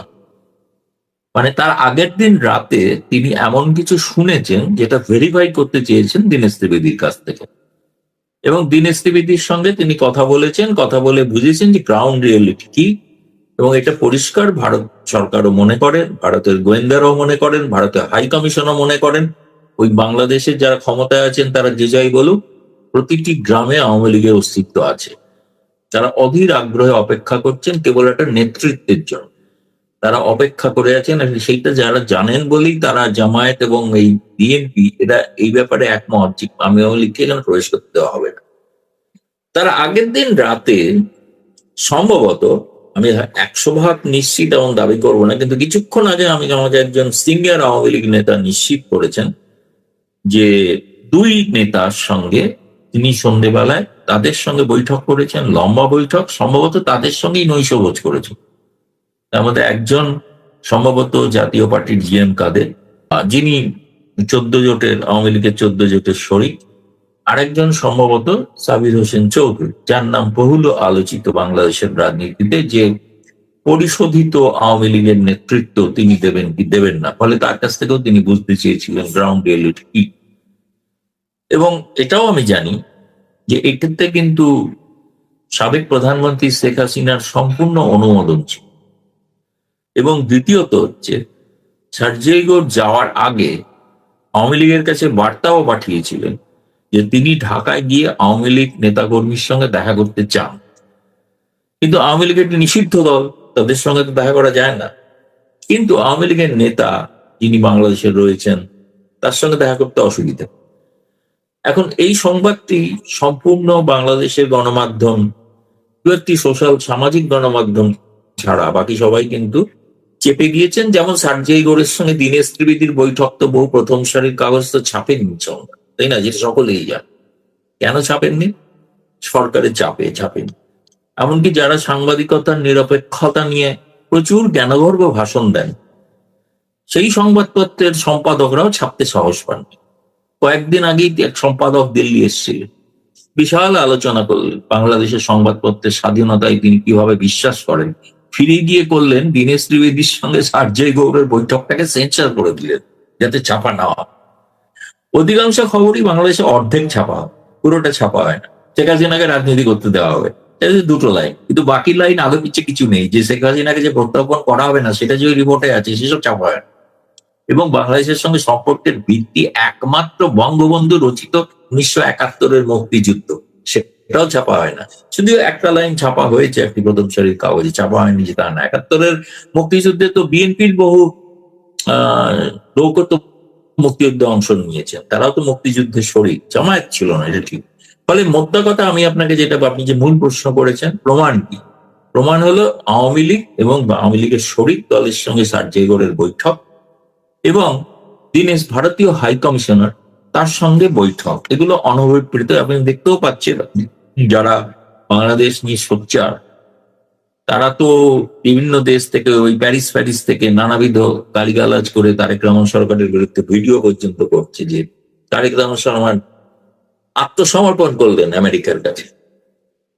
আরে আমেরিকার দয়ায় ক্ষমতায়, আমেরিকার কাছে আত্মসমর্পণ করবেন কেন করবেন নাকি জামায়াতের কাছে আত্মসমর্পণ করবেন নাকি? খুব স্বাভাবিক। আপনাদের স্বাগত জানাই আমি আমার কথা শুনবার জন্য। এটি বিশ্ববিদ্যালয়ের কেন্দ্রীয় গ্রন্থাগার কেবল বই পড়বার জায়গা নয়, এটি জ্ঞান, যুক্তি, সহিষ্ণুতা ও মুক্ত চিন্তার প্রতীক। সেই গ্রন্থাগারের পাঠকক্ষে যদি লাঠি, রড, বাঁশ কিংবা বেলচা হাতে রাজনৈতিক শক্তি প্রবেশ করে, আহত শিক্ষার্থীকে অ্যাম্বুলেন্স থেকে টেনে নামিয়ে আবার মারধর করা হয়, আর পুরো ঘটনা যখন বিশ্ববিদ্যালয়ের দায়িত্বশীল কর্মকর্তাদের সামনেই ঘটে, তখন সেটিকে আর দুপক্ষের সাধারণ সংঘর্ষ বলে পাশ কাটানোর সুযোগ থাকে না। তখন প্রশ্নটি একজন ছাত্র নেতা বা একটি ছাত্র সংগঠনের আচরণে সীমাবদ্ধ থাকে না। প্রশ্ন ওঠে, বাংলাদেশের বিশ্ববিদ্যালয়গুলোতে ক্ষমতার চরিত্র কি আদৌ বদলেছে, নাকি শুধু ক্ষমতাবানদের পরিচয় ও স্লোগান বদলেছে? রাজশাহী বিশ্ববিদ্যালয়ের সাম্প্রতিক ঘটনাটি আমাদের সামনে সেই অস্বস্তিকর প্রশ্নই হাজির করেছে। ঘটনাটার শুরু একটা নারী শিক্ষার্থীর গুরুতর অভিযোগ থেকে। অভিযোগ ছিল তার এক সহপাঠী প্রেমের প্রস্তাব প্রত্যাখ্যাত হওয়ার পর ভয়ভীতি দেখিয়েছেন এবং ক্যাম্পাস ছাড়তে বাধ্য করার চেষ্টা করেছেন। এমন অভিযোগ পাওয়ার পর বিশ্ববিদ্যালয়ের প্রশাসনের দায়িত্ব ছিল নিরপেক্ষভাবে তদন্ত করা, অভিযোগকারীকে নিরাপত্তা দেয়া এবং অভিযুক্ত শিক্ষার্থীর বক্তব্য গ্রহণ করে প্রচলিত বিধি অনুযায়ী ব্যবস্থা নেওয়া। কিন্তু একটা সম্ভাব্য যৌন হয়রানি ও ভয়ভীতি প্রদর্শনের অভিযোগ দ্রুতই দলীয় পরিচয়, ছাত্রলীগ সংশ্লিষ্টতার অভিযোগ, পাল্টাপাল্টি হামলা এবং শেষ পর্যন্ত প্রকাশ্য মব সহিংসতায় রূপ নেয়। গণমাধ্যমের অনুসন্ধান অনুযায়ী অভিযুক্ত শিক্ষার্থীর পক্ষে কয়েকজন ছাত্র প্রক্টর কার্যালয়ে গিয়েছিলেন। সেখানে উত্তপ্ত বাক্য বিনিময় হয়। পরবর্তী বৈঠকে তাদের একজনের মোবাইল ফোন পরীক্ষা করে অতীতে ছাত্রলীগ নেতাদের সঙ্গে ছবি কিংবা সংশ্লিষ্ট পোস্ট পাওয়ার অভিযোগ ওঠে। এরপর রাকসুর সাধারণ সম্পাদক সালাউদ্দিন আম্মার সহ কয়েকজন তাকে প্রক্টর অফিসেই মারধর করেন বলে অভিযোগ। পরে রাকসু ভবনের সামনে আরেকটি সংঘর্ষ হয় এবং রাকসুর একজন নেতা আহত হন। এর জেরে পরিস্থিতি আরও সহিংস হয়ে ওঠে। 3 শিক্ষার্থী কেন্দ্রীয় গ্রন্থাগারের পাঠকক্ষে আশ্রয় নিলে রাকসু ও ইসলামী ছাত্র শিবিরের সঙ্গে সংশ্লিষ্ট একদল নেতাকর্মী সেখানে প্রবেশ করে তাদের মারধর করেন। প্রকাশিত ভিডিওতে বেলচাতে আব্বারকে গ্রন্থাগারের দিকে যেতে এবং পাঠকক্ষের ভেতরে লাঠি দিয়ে একজনকে আঘাত করতে দেখা গেছে। আহত একজনকে অ্যাম্বুলেন্সে নেওয়ার সময় টেনে নামিয়ে লাথি ও মারধর করা হয় বলে একাধিক সংবাদ মাধ্যম জানিয়েছে। প্রথম আলোর সহ বিভিন্ন গণমাধ্যমের রিপোর্ট থেকে বোঝা যায় যে এখানে শুরুতেই একটা বিষয় পরিষ্কার করা জরুরি আমার মনে হয়। ওই 3 শিক্ষার্থী সম্পূর্ণ নির্দোষ কিনা, তাদের বিরুদ্ধে ওটা নারী শিক্ষার্থীকে হুমকি দেয়া, রাকসু কার্যালয়ে হামলা কিংবা নিষিদ্ধ ছাত্রলীগের সঙ্গে সম্পৃক্ততার অভিযোগ সত্য কিনা, এর সবই তদন্তের বিষয়। কোনো অভিযোগই উপেক্ষা করা উচিত নয়। তারা অপরাধ করে থাকলে বিশ্ববিদ্যালয়ের বিধি ও দেশের আইন অনুযায়ী বিচার হতে হবে। কিন্তু অপরাধের অভিযোগ যত গুরুতরই হোক, ছাত্র সংসদের কোনো নেতা, কোনো রাজনৈতিক সংগঠন কিংবা কোনো উত্তেজিত জনতাকে তদন্তকারী, বিচারক এবং শাস্তিদাতা, এই 3টি ভূমিকাই একসঙ্গে পালন করবার অধিকার দেওয়া হয়নি। ছাত্রলীগের সঙ্গে কারো সম্পর্ক থাকার প্রমাণ পাওয়া গেলেও তাকে পেটানোর অধিকার জন্মায় না। নিষিদ্ধ সংগঠনের সদস্য হওয়া আর কোনো অপরাধমূলক কর্মকাণ্ডে যুক্ত হওয়া এক বিষয় নয়। কারো মোবাইলে পুরনো ছবি থাকা, কোনো নেতার সঙ্গে পরিচয় থাকা কিংবা সামাজিক যোগাযোগ মাধ্যমে কোনো পোস্ট পাওয়া নিজে থেকেই সন্ত্রাসবাদের প্রমাণ হতে পারে না। অভিযোগ থাকলে আইন শৃঙ্খলা রক্ষাকারী বাহিনী তদন্ত করবে, আদালত প্রমাণ যাচাই করবেন। কিন্তু বিশ্ববিদ্যালয়ের কোনো নির্বাচিত ছাত্রনেতা যদি কারো ফোন পরীক্ষা করে রাজনৈতিক পরিচয় নির্ধারণ করেন, এরপর তার বিচার ও শাস্তির ব্যবস্থা করেন, তবে সেটি ছাত্র রাজনীতি নয়, সেটি সমান্তরাল শাসন ব্যবস্থা। ঘটনার সবচেয়ে বিস্ময়কর দিক হলো মারধরের শিকার দুই শিক্ষার্থী শেষ পর্যন্ত সন্ত্রাস বিরোধী আইনের একটি পুরনো মামলায় গ্রেফতার হয়ে কারাগারে গেছেন। অথচ প্রকাশ্য ভিডিওতে যাদের মারধর করতে দেখা গেছে তাদের বিরুদ্ধে তাৎক্ষণিক কোনো দৃশ্যমান আইনগত ব্যবস্থা নেওয়া হয়নি। পুলিশ জানিয়েছে, গত জুন মাসে দায়ের করা একটি মামলায় দুই শিক্ষার্থীর সংশ্লিষ্টতার প্রাথমিক প্রমাণ পাওয়া গেছে, কিন্তু তাদের বিরুদ্ধে নির্দিষ্ট অভিযোগ কি সে বিষয়ে সংশ্লিষ্ট কর্মকর্তারা পরিষ্কার ব্যাখ্যা দিতে পারেননি। আহত অবস্থায় পুলিশ হেফাজত, তারপর হাসপাতালে চিকিৎসা এবং সেখান থেকে আদালতের মাধ্যমে কারাগার। ঘটনার প্রবাহটি এমন এক ভয়ঙ্কর বার্তা দেয় যেখানে আক্রান্ত ব্যক্তি দ্রুত অভিযুক্ত হয়ে যান এবং আক্রমণকারী থেকে যান ক্ষমতার নিরাপদ পাশে। দুই শিক্ষার্থীর বিরুদ্ধে সত্যিই কোনো পুরনো মামলায় সুনির্দিষ্ট প্রমাণ থাকলে আইন অনুযায়ী তাদের গ্রেপ্তার করা যেতেই পারে, কিন্তু সেই গ্রেপ্তার প্রকাশ্য মারধরকে বৈধ করে না। রাষ্ট্রের আইন কখনো মবের সহিংসতার পুরস্কার হতে পারে না, বরং একই ঘটনার দুটি অংশকে আলাদাভাবে তদন্ত করতে হবে। একদিকে নারী শিক্ষার্থীকে হুমকির অভিযোগ, রাকসু কার্যালয়ে হামলা এবং নিষিদ্ধ সংগঠনের সঙ্গে সম্ভাব্য সংশ্লিষ্টতা, অন্যদিকে প্রক্টর অফিস, গ্রন্থাগার ও অ্যাম্বুলেন্সে সংঘটিত মারধর। প্রথম অভিযোগের বিচার করতে গিয়ে দ্বিতীয় অপরাধকে আড়াল করা হলে সেটি বিচার নয়, বাছাই করা শাস্তি। বিশ্ববিদ্যালয় প্রশাসনের ভূমিকা এখানে আরও উদ্বেগজনক। প্রশাসনের সামনে একজন শিক্ষার্থীকে মারধর করা হলো, উত্তেজিত লোকজন গ্রন্থাগারের পাঠকক্ষে ঢুকে পড়ল, আহত শিক্ষার্থীকে অ্যাম্বুলেন্স থেকে নামিয়ে আবার আঘাত করা হলো, কিন্তু প্রশাসন সঙ্গে সঙ্গে হামলাকারীদের পুলিশের হাতে তুলে দিল না, বরং আহত দুই শিক্ষার্থীকে পুলিশের কাছে সোপর্দ করল। পরে যথারীতি তদন্ত কমিটি গঠন করা হয়েছে। বাংলাদেশের বিশ্ববিদ্যালয় প্রশাসনের ইতিহাসে তদন্ত কমিটি প্রায় ন্যায় বিচারের প্রথম ধাপ নয়, সময়ক্ষেপণ এবং দায় এড়ানোর আরামদায়ক কৌশল হিসেবে ব্যবহৃত হয়েছে। দৃশ্যমান অপরাধের ক্ষেত্রে যখন প্রশাসন কেবল কমিটির প্রতিবেদনের অপেক্ষা করে, তখন সন্দেহ জন্মায় কমিটি কি সত্য অনুসন্ধানের জন্য নাকি জনমতের উত্তাপ কমাবার জন্য। কোনো ঘটনার পূর্ণ প্রেক্ষাপট জানতে তদন্ত প্রয়োজন। কে প্রথম হামলা করেছে, কার কি ভূমিকা ছিল, কোন পর্যায়ে কারা যুক্ত হয়েছে, এসব বের করতে কমিটি দরকার। কিন্তু ভিডিওতে দেখা কোনো ব্যক্তির বিরুদ্ধে সাময়িক প্রশাসনিক ব্যবস্থা নিতে মাসের পর মাস অপেক্ষা করবার প্রয়োজন নেই। নিরপেক্ষ তদন্তের স্বার্থে অভিযুক্ত ছাত্র সংসদ নেতাদের দায়িত্ব থেকে সাময়িক বিরত রাখা যেত। তাদের বিরুদ্ধে ফৌজদারি অভিযোগ থাকলে পুলিশ তদন্ত শুরু করতে পারত। গ্রন্থাগারের সিসিটিভি ফুটেজ, প্রত্যক্ষদর্শীদের বক্তব্য এবং প্রকাশিত ভিডিও সংরক্ষণ করা যেত। প্রশাসনের এই ন্যূনতম পদক্ষেপগুলো গ্রহণ না করার অর্থ হলো তারা হয় ক্ষমতাবান ছাত্রনেতাদের মোকাবিলা করতে অক্ষম, নয়তো অনিচ্ছুক। দুটো অবস্থায় একটি স্বায়ত্তশাসিত বিশ্ববিদ্যালয়ের জন্য লজ্জাজনক। আরও ভয়ঙ্কর বিষয় ঘটেছে পরে। সহিংসতার সংবাদ প্রকাশ করায় রাকসুর সহসভাপতি সাংবাদিক ও সংবাদ মাধ্যমের বিরুদ্ধে ব্যবস্থা নেওয়ার হুমকি দিয়েছেন বলে খবর প্রকাশিত হয়েছে। অর্থাৎ প্রথম ঘটনা ঘটবে, তারপর সংবাদ মাধ্যম সেই ঘটনা প্রকাশ করলে সাংবাদিকই কাঠগড়ায় তোলা হবে। ক্ষমতার পুরনো সূত্রটি আমাদের খুব পরিচিত। অপরাধ নয়, অপরাধের খবরই যেন সবচেয়ে বড় অপরাধ। কোনো সংবাদ ভুল হলে প্রতিবাদ জানানোর বিধিবদ্ধ পথ আছে। সংশোধনে যাওয়া যায়, প্রেস কাউন্সিলে যাওয়া যায়, প্রমাণসহ সংবাদ সম্মেলন করা যায়, এমনকি আইনগত ব্যবস্থাও নেওয়া যায়। কিন্তু সাংবাদিকদের তালিকা তৈরি করা এবং তাদের বিরুদ্ধে ব্যবস্থা নেওয়ার ঘোষণা সরাসরি ভয় দেখাবার শামিল। আরও তাৎপর্যপূর্ণ হলো, এই হুমকি দিয়েছেন এমন একটি ছাত্র সংসদের নেতা যে প্রতিষ্ঠানটি শিক্ষার্থীদের অধিকার, মত প্রকাশের স্বাধীনতা এবং গণতান্ত্রিক পরিবেশ রক্ষার কথা। ছাত্র সংসদ যদি সংবাদ মাধ্যমকে প্রতিপক্ষ এবং প্রশ্নকে অপরাধ হিসেবে দেখে, তবে তার গণতান্ত্রিক বৈধতা কেবল নির্বাচনের ফলাফলে সীমাবদ্ধ হয়ে যায়। আচরণে তার আর কোনো গণতান্ত্রিক চরিত্র থাকে না।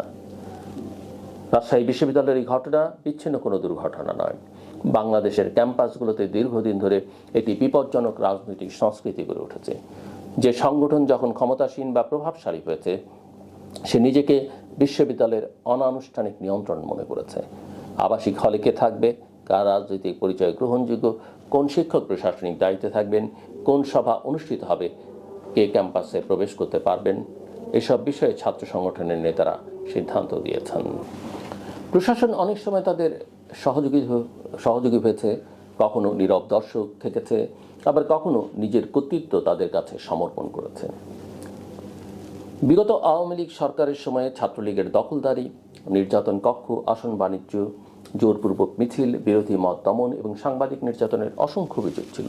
জুলাই গণ অভ্যুত্থানের অন্যতম আকাঙ্ক্ষা ছিল এই দখলদারির অবসান। মানুষ চেয়েছিল এমন এক নতুন রাজনৈতিক ব্যবস্থা যেখানে দলীয় পরিচয় কাউকে আইনের ঊর্ধ্বে তুলবে না এবং বিরোধী পরিচয় কাউকে অধিকারহীন করবে না। কিন্তু ছাত্রলীগের জায়গায় যদি আরেকটি সংগঠন একই পদ্ধতি, একই ভাষা এবং একই ভয় প্রদর্শনের রাজনীতি গ্রহণ করে, তাহলে সেটি পরিবর্তন নয়, দখলদারের নাম ফলক বদল। এ কারণেই রাজশাহী বিশ্ববিদ্যালয়ের ঘটনাকে কেবল শিবির বনাম ছাত্রলীগ কিংবা শিবির বনাম ছাত্রদলের বিরোধ হিসেবে দেখলে ভুল হবে। এখানে মূল বিরোধ টিম আইন ও মবের মধ্যে, প্রতিষ্ঠান ও ব্যক্তির মধ্যে, গণতান্ত্রিক কর্তৃত্ব পেশি শক্তির মধ্যে।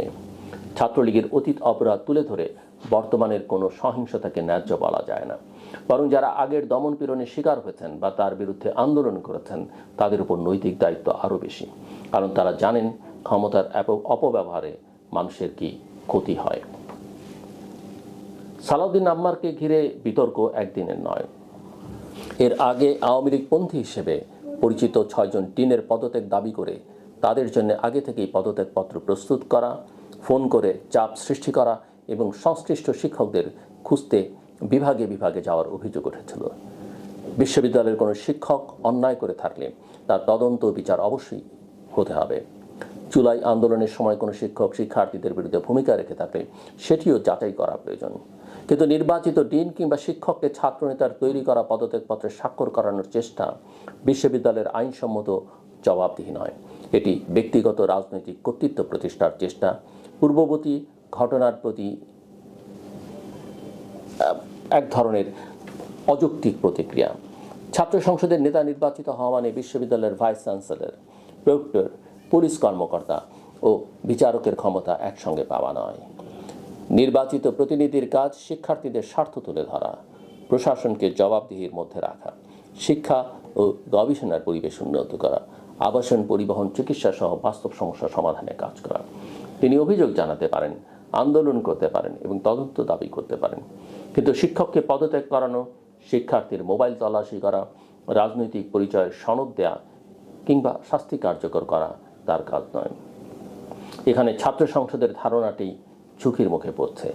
বহু বছর ছাত্র সংসদ নির্বাচন না হওয়ায় আমরা নির্বাচিত প্রতিনিধিত্বের দাবি জানিয়েছি, কারণ নির্বাচিত ছাত্র সংসদ দলীয় আধিপত্যের বিপরীতে সাধারণ শিক্ষার্থীদের কণ্ঠস্বর হয়ে উঠতে পারে, কিন্তু নির্বাচন নিজে থেকে গণতন্ত্র নিশ্চিত করে না। সংখ্যাগরিষ্ঠ ভোট পাওয়া একটি নেতৃত্ব স্বেচ্ছাচারী হয়ে উঠতে পারে। গণতন্ত্রের আসল পরীক্ষা নির্বাচনের পর। ক্ষমতা কিভাবে ব্যবহার করা হচ্ছে, বিরোধী মতকে কতটা স্থান দেওয়া হচ্ছে এবং নিজ দলের বিরুদ্ধে অভিযোগ উঠলে কেমন আচরণ করা হচ্ছে। রাজশাহী বিশ্ববিদ্যালয়ের ঘটনায় ধর্মীয় স্লোগান ব্যবহারও গভীরভাবে উদ্বেগজনক। রাজনৈতিক সংঘর্ষ বা কাউকে মারধরের সময় ধর্মীয় স্লোগান দেওয়া হলে অপরাধকে পবিত্রতার আবরণ দেওয়ার চেষ্টা তৈরি হয়। এতে শুধু ভুক্তভোগীকে রাজনৈতিক শত্রু নয়, পরোক্ষভাবে ধর্মেরও প্রতিপক্ষ হিসেবে দাঁড় করানো হয়। ধর্ম মানুষের নৈতিকতা, সংযম ও ন্যায়বোধের উৎস। তাকে দলীয় শক্তি প্রদর্শন বা সহিংসতার স্লোগানে পরিণত করা ধর্মের মর্যাদাকেও ক্ষুণ্ণ করে। ইসলামের নাম বহনকারী কোনো সংগঠনের কাছে তাই মানুষের নিরাপত্তা, ন্যায় বিচার ও সংযমের প্রত্যাশা স্বাভাবিকভাবেই বেশি থাকবার কথা। নৈতিকতার দাবি যত বড়, আচরণের জবাবদিহিও তত কঠোর হওয়া উচিত। জামায়াতে ইসলামী বাংলাদেশের পরিবর্তিত রাজনৈতিক বাস্তবতায় একটি গুরুত্বপূর্ণ শক্তি হিসেবে আত্মপ্রকাশ করেছে। নির্বাচনী সাফল্যের পর দলটির নেতাকর্মীদের বিভিন্ন কর্মকাণ্ড নিয়ে ইতিমধ্যে বিতর্ক তৈরি হয়েছে।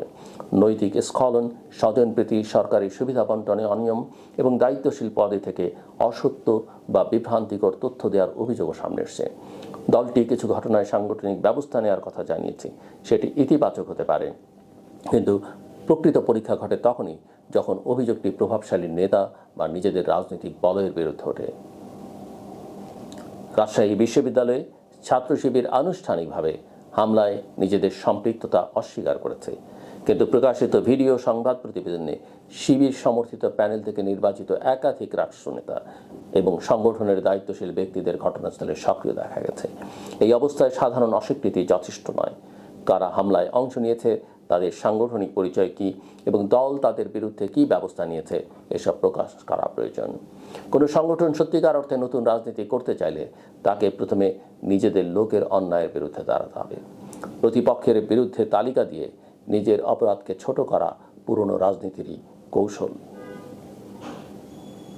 একই কথা ছাত্রদল সহ অন্য সংগঠনগুলোর ক্ষেত্রে প্রযোজ্য। আজ তারা এই হামলার বিচার দাবি করছে, যা ন্যায্য, কিন্তু ভবিষ্যতে নিজেদের কর্মীরা ক্ষমতা প্রয়োগ করলে একই নীতি বজায় রাখতে হবে। বাংলাদেশের রাজনৈতিক সংগঠনগুলোর বড় সমস্যা হলো তাদের ন্যায় বিচারের সংখ্যা ক্ষমতার অবস্থানের সঙ্গে বদলে যায়। বিরোধী অবস্থানে তারা মত প্রকাশের স্বাধীনতা চায়, ক্ষমতায় কাছাকাছি গেলে সমালোচনাকে ষড়যন্ত্র মনে করে। নিজের কর্মী আক্রান্ত হলে আইনের শাসন চায়, নিজের কর্মী হামলা করলে ঘটনার প্রেক্ষাপট বোঝাতে ব্যস্ত হয়ে পড়ে। এখানে নারী শিক্ষার্থীর মূল অভিযোগটিও যেন রাজনৈতিক সংঘর্ষের আড়ালে হারিয়ে না যায়। তিনি সত্যিই হয়রানি, ভয়ভীতি কিংবা ক্যাম্পাস থেকে বিতাড়নের হুমকির শিকার হয়ে থাকলে তাকে ন্যায় বিচার দিতে হবে। অভিযুক্তের পক্ষে প্রক্টর অফিসে কারা গিয়েছিলেন এবং তারা কোনো চাপ সৃষ্টি করেছিলেন কিনা সেটিও তদন্ত করতে হবে। নারী শিক্ষার্থীর অভিযোগকে কেন্দ্র করে রাজনীতি শুরু হওয়া এবং পরে পুরো আলোচনায় পুরুষ ছাত্রনেতাদের শক্তি প্রদর্শনে পরিণত হওয়া আমাদের ক্যাম্পাস সংস্কৃতির আরেক নির্মম দিক। যার নিরাপত্তা নিশ্চিত করা ছিল প্রথম দায়িত্ব, শেষ পর্যন্ত তার অভিযোগই আলোচনার প্রান্তে চলে গেছে। বিশ্ববিদ্যালয় প্রশাসনকে এখন কয়েকটি সুস্পষ্ট পদক্ষেপ নিতে হবে। তদন্ত কমিটিকে নির্দিষ্ট সময়সীমার মধ্যে প্রতিবেদন দিতে হবে এবং প্রতিবেদন প্রকাশ করতে হবে। সব পক্ষের অভিযোগ আলাদাভাবে তদন্ত করতে হবে। ভিডিওতে দৃশ্যমান হামলাকারীদের পরিচয় নির্ধারণ করে বিশ্ববিদ্যালয়ের বিধি অনুযায়ী অন্তর্বর্তী ব্যবস্থা নিতে হবে। আহত শিক্ষার্থীদের বিরুদ্ধে মামলার সুনির্দিষ্ট অভিযোগ করতে হবে এবং তাদের আইনগত অধিকার নিশ্চিত করতে হবে। নারী শিক্ষার্থীর অভিযোগের স্বাধীন তদন্ত ও তার নিরাপত্তার ব্যবস্থা করতে হবে। সাংবাদিকদের হুমকির বিষয়ে রাকসু নেতৃত্বকে নিঃশর্তভাবে অবস্থান পরিষ্কার করতে হবে। পাশাপাশি প্রক্টোরিয়াল বডি কেন সহিংসতা ঠেকাতে ব্যর্থ হলো এবং কেন আক্রান্তদের পুলিশের হাতে তুলে দিলেও দৃশ্যমান হামলাকারীদের দেয়নি, তারও জবাবদিহি প্রয়োজন। কিন্তু শুধু কয়েকজনের শাস্তিতে সমস্যার স্থায়ী সমাধান হবে না। বিশ্ববিদ্যালয়ে ব্যক্তি বা সংগঠনের সমান্তরাল কর্তৃত্ব ভাঙতে হবে। কোনো ছাত্র নেতা কারো মোবাইল তল্লাশি করতে পারবেন না। রাজনৈতিক পরিচয়ের ভিত্তিতে কাউকে আটক, জিজ্ঞাসাবাদ বা হলছাড়া করা যাবে না। অভিযোগ মোকাবেলায় নির্দিষ্ট প্রোটোকল থাকতে হবে। ক্যাম্পাসের সহিংসতা তদন্তের জন্য শিক্ষক, শিক্ষার্থী, আইনজ্ঞ ও প্রয়োজনের বাইরে স্বাধীন সদস্যদের নিয়ে কার্যকর ব্যবস্থা করে তুলতে হবে। ছাত্র সংসদের ক্ষমতা ও সীমা স্পষ্ট করতে হবে। সবচেয়ে বড় কথা, প্রশাসনকে রাজনৈতিক সংগঠনের আশ্রয় ছাড়া নিজের আইনগত কর্তৃত্ব প্রয়োগ করবার সাহস অর্জন করতে হবে। জুলাই গণ অভ্যুত্থান কোনো একটি দলের জন্য নতুন দখলদারির লাইসেন্স ছিল না, সেটি ছিল রাষ্ট্র ও সমাজে নাগরিক মর্যাদা ফিরিয়ে আনার আন্দোলনে। সেই আন্দোলনের নামে কাউকে অপমান, মারধর বা অধিকারহীন করা হলে জুলাইয়ের চেতনার সবচেয়ে বড় ক্ষতি তারাই করে যারা মুখে তার উত্তরাধিকারের দাবি করে। আওয়ামী লীগের স্বৈরতান্ত্রিক শাসনের বিরোধিতা করে একই স্বৈরতান্ত্রিক পদ্ধতি অনুসরণ করা নৈতিকভাবে আত্মঘাতী। আমাদের সিদ্ধান্ত নিতে হবে, বিশ্ববিদ্যালয় কি যুক্তির প্রতিষ্ঠান হবে নাকি রাজনৈতিক বাহিনীর নিয়ন্ত্রিত ভূখণ্ড? ছাত্র সংসদ কি শিক্ষার্থীদের প্রতিনিধি হবে নাকি নতুন পাহারাদার? প্রক্টর অফিস কি অভিযোগের নিরপেক্ষ নিষ্পত্তি করবে নাকি ক্ষমতাবানদের উপস্থিতিতে অভিযুক্তের রাজনৈতিক পরিচয় যাচাইয়ের কক্ষ হইবে? কেন্দ্রীয় গ্রন্থাগার কি বই পড়ার নিরাপদের জায়গা থাকবে নাকি বেলচা ও লাঠির ভয়ে শিক্ষার্থীরা সেখানে আশ্রয় নিতেও ভয় পাবে?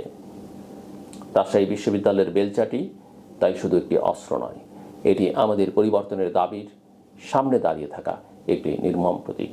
এই বেলচার এক পাশে আছে পুরনো দখলদারির সংস্কৃতি, আর অন্য পাশে আইনের শাসন ও নাগরিক মর্যাদার প্রতিশ্রুতি। আমরা যদি আজ দলীয় পরিচয় দেখে সহিংসতার বিচার করি, তাহলে কাল অন্য কোনো সংগঠন একই বেলচা হাতে নেবে, শুধু হাত বদলাবে, আঘাত বদলাবে না।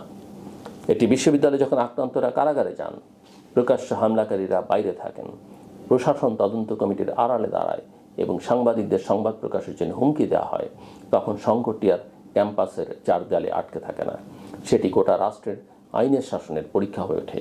সেই পরীক্ষায় রাজশাহী বিশ্ববিদ্যালয়ের প্রশাসন, পুলিশ, রাকসু, ছাত্র সংগঠন এবং রাজনৈতিক দল সবাই এখন প্রশ্নের মুখে। এখন দেখবার বিষয়, বেলচার শক্তি বড় হইবে নাকি আইনের শক্তি। কারণ বিশ্ববিদ্যালয়ে যদি যুক্তি হেরে যায়, রাষ্ট্রেও শেষ পর্যন্ত পেশি শক্তি জয়ী হয়। আমার কথা শুনবার জন্য আপনাদের অসংখ্য ধন্যবাদ। আপনাদের সবার জন্য শুভকামনা।